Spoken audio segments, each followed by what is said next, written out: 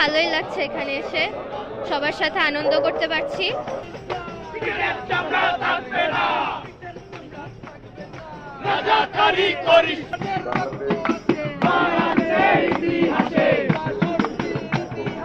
ইউনিয়নের রক্ত আছে।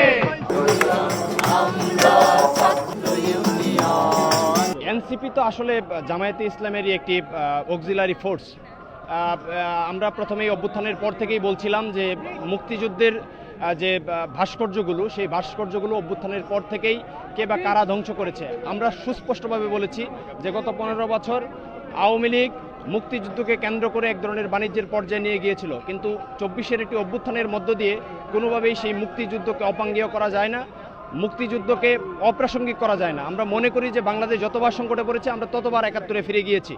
অর্থাৎ এনসিপির যে বারবারন্ত, ইসলামী ছাত্র শিবিরের যে বারবারন্ত, ইনকিলাব মঞ্চের যে বারবারন্ত, সেই বারবারন্তকে আমরা রাজনৈতিকভাবে মোকাবেলা করতে চাই এবং নিশ্চয়ই আমরা মনে করি তাদের যে রাজনীতি, সেই রাজনীতিকে আমরা কবর রচনা করব বাংলার জন্য। আমরা দেখলাম গণ অভ্যুত্থানের পরে গত 1.5-2 বছর যাবৎ বাংলাদেশে তো আদতে দুইটা রাজনীতি, একটা হচ্ছে মুক্তিযুদ্ধের আর একটা হচ্ছে মুক্তিযুদ্ধ বিরোধিতার। আমরা দেখেছি গত 17 বছর যাবৎ কারা মুক্তিযুদ্ধকে একপাক্ষিকভাবে কুক্ষিগত করার মধ্য দিয়ে কারা বাংলাদেশের মাটিতে স্বৈরতন্ত্র কায়েম করেছিল। আমরা মুদ্রার অন্য পিঠটাও জানি, কারা বাংলাদেশের মাটিতে মুক্তিযুদ্ধ বিরোধিতার যেই ন্যারেটিভ, মুক্তিযুদ্ধ বিরোধিতার যেই ঘৃণ্য রাজনীতি, যেই গণহত্যার সপক্ষের রাজনীতি, সেই সপক্ষের গণহত্যার সপক্ষের রাজনীতি কারা বাংলাদেশে পুনরুৎপাদন করতে চায়, তাদের আমরা কাজকর্ম দ্বারা আমরা জানি, দেখেছি।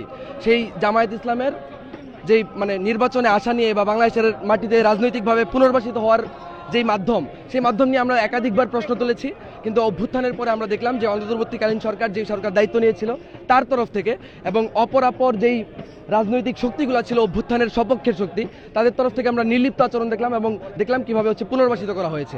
তারই ধারাবাহিকতায় আমরা দেখলাম গত সংসদ নির্বাচনে এক ধরনের ইয়ার মধ্য দিয়ে কিভাবে স্বীকৃত যুদ্ধাপরাধী এটিএম আজহার সহ আরও যুদ্ধাপরাধীরা তারা কিভাবে সংসদে এমপি পদে হচ্ছে সেখানে গেল। নিরাপদ বিনিয়োগ পূর্বাঞ্চলের প্রথম 5 তারকা হোটেলে ছুটি হারমোনি। আমরা দেখেছি কারা হচ্ছে যে 71-কে কুক্ষিগত করতে চায়, এবং আমরা জুলাইয়ের পরে দেখলাম যে কারা জুলাইকে নিয়ে যে হচ্ছে যে এক ধরনের চেতনা ব্যবসা, সেই চেতনা ব্যবসা বাংলাদেশের মাটিতে হাজির করলো। আমরা বলতে চাই যেই জুলাই জনগণের, যেই জুলাই যাত্রাবাড়ির শ্রমিকদের, যেই জুলাই বেসরকারি বিশ্ববিদ্যালয়ের রিচ কিডসদের, যেই জুলাই আপামর শ্রমিক মেহনতি সংগ্রামী জনতার, সেই জুলাই আদতে মরবে না। যারা এই জুলাইকে কেন্দ্র করে নানা ব্যবসা করেছে তাদেরকে দেখেছি, তারাই জুলাইয়ের আহত যেই যোদ্ধারা ছিল তাদের চিকিৎসার ব্যাপারে কিভাবে তারা হচ্ছে যে কোনো ধরনের কান দেয় নাই। আমরা ওইদিকে দেখেছি সমন্বয়করা তাদের কিভাবে ব্যাংক ব্যালেন্স বেড়েছে। আমরা দেখেছি যে অন্তর্বর্তীকালীন সরকারের একাধিক উপদেষ্টা এবং তৎকালীন নিয়োগপ্রাপ্ত কর্মকর্তা, তাদের নামে কিভাবে অর্থনৈতিক যেই অনিয়ম, সেই অনিয়মের অভিযোগ এসেছে।